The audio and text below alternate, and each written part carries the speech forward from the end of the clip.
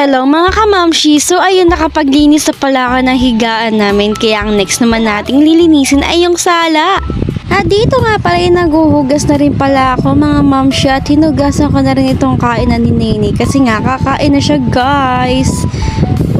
At dari-dari naman pala ako naglaga ng itlog para sa kakainin ni Ariela. At nagkuha nga muna pala ako ng pang-almusal ko, kape at tinapay. Tinimpla ko na rin ng kape para ready na ang breakfast ko. Gutom na ako, day. Nag-almusal nga muna ako para habang hinihintay maluto ang itlog ni Nene, makapag-breakfast na rin ako. Tapos kapag luto na, papakainin ko na siya para diretso na. Inaayos ko na rin pala dito ang pagkakainan ni Nene, pati yung vitamins niya para dire-diretso na din. At naghanda na rin ako ng bib niya para eto na nga, luto na. Na-smash ko na nga pala ito mga mamshi, at lalagyan ko muna ng milk ko bago ko ito ipakain kay Nene. At ito na nga, napakatakaw.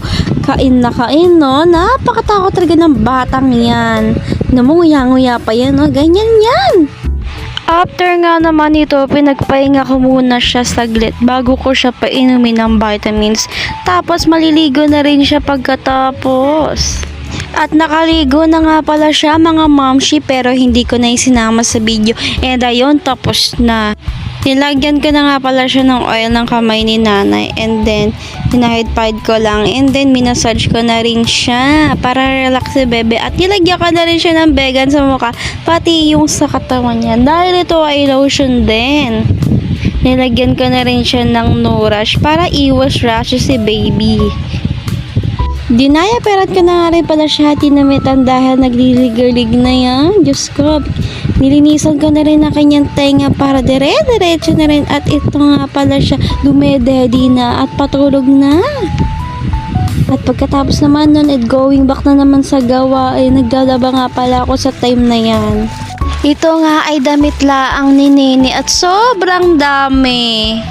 At finally, nakatapos na din. Hindi pa magpapahinga ha. Magtutupi pa tayo ng mga pinaglabahan natin kahapon. Kaya, tupi muna tayo.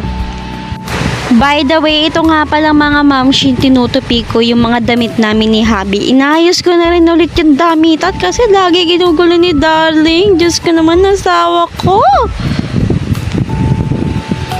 At dito ngayon, naisalansan ko na lahat at tapos na ako. Finally, makakapagpahinga na rin. At hanggang dito na lang muna mga mamshi. See you sa next vlog. Bye!